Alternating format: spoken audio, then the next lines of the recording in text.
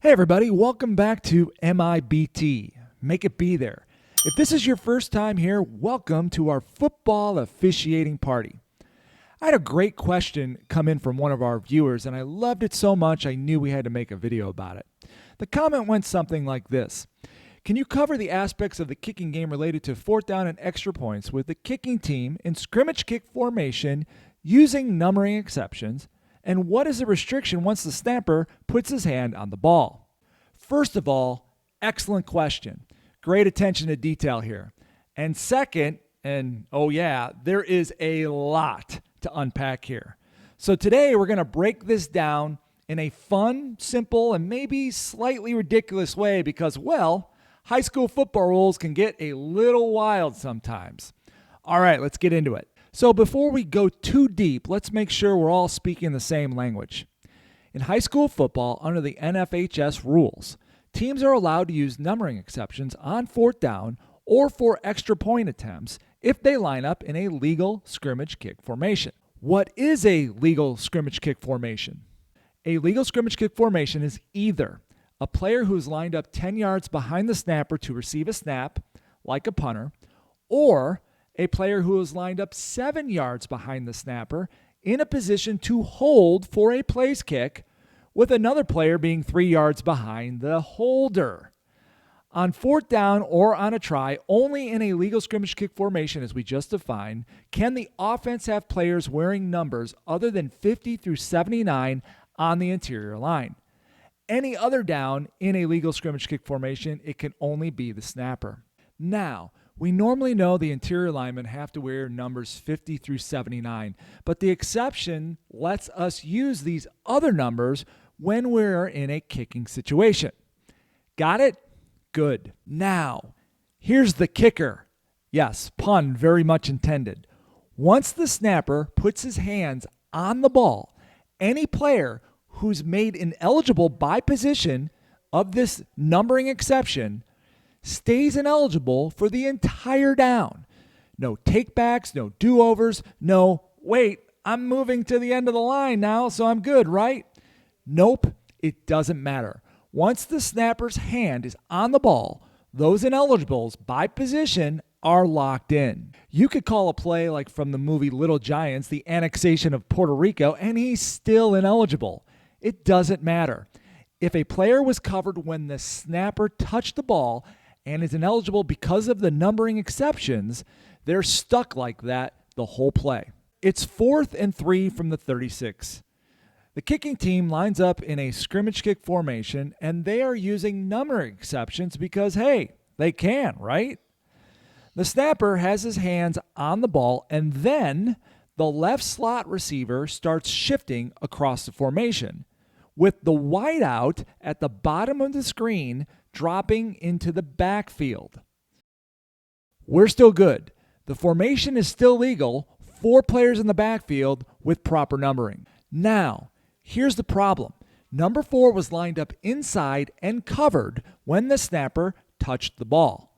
That made him ineligible for the whole down. Even though after the shift, he's now the end man on the line of scrimmage, it doesn't matter. He was ineligible when the snapper touched the ball, so he stays ineligible. Now, the ball is snapped, and we have a fake punt. The quarterback throws it to number 4, who's beyond the expanded neutral zone. Uh-oh. Foul 1, ineligible receiver downfield. Number 4 went past the expanded neutral zone. Makes sense? Pretty easy if you're watching for it. Now, here's where we catch you on that rules test. Foul 2, illegal touching. What? Yep, once number 4, an ineligible player, touches the pass, this just elevated to an illegal touching situation. And illegal touching isn't just a little slap on the wrist either. That's a 5-yard penalty from the previous spot since this is a loose ball play. 1st and 10 for the defense. Uh-oh. So, why should we care about this at all? Because it's not that uncommon for a high school coach to get clever on fourth down. Fake punts, wacky shifts, and maybe a Boise State Fiesta Bowl play. And we can ask Bill Amania about that. And when numbering exceptions are in the mix, It makes things way more complicated. If you don't know who's eligible and when, you could miss a big call that could change the game. And trust me, trying to explain this one to a coach mid-game without knowing the rule is like trying to explain to your mother-in-law that the Google results don't come from a guy named A1. How do we stay ahead of this on the field? Well, here's a few tips. During the pregame, make sure you ask the coach if they run any special plays that may throw us off.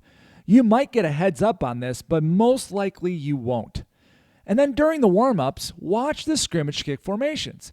See if you can spot any funky numbering and then take note of it. Now, if you didn't get any of that, before the snap on those 4th down and extra points, referee and umpire, make sure you check the numbers of the interior linemen and then make note of it for further plays in the game. Wings, know the formation. Count how many players are in the backfield and make sure you're looking at who's covered and who's not.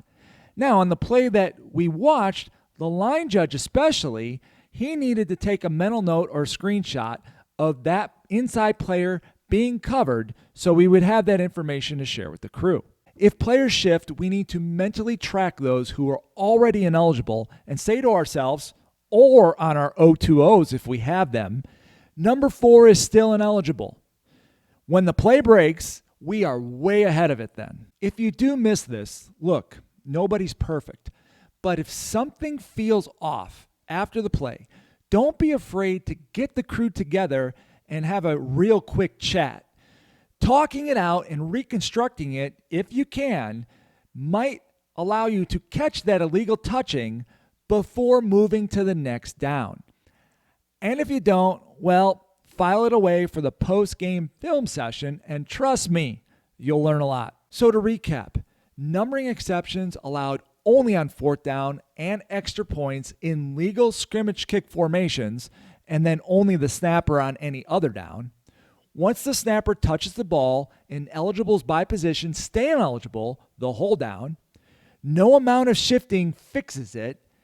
Fake punts with passes, watch for ineligibles downfield, and illegal touching. Officials need to lock in during these plays as this is when the weird stuff happens. All right, that's it for today. If you learned something new or you've got a war story about a crazy 4th down scrimmage kick play to share, please drop it in the comments because I would love to hear it. And as always, make sure you like and subscribe to the channel and be sure to check out MIBT.org for tons of breakdowns like this to help make you the sharpest official on the field. Catch you next time and make it be there.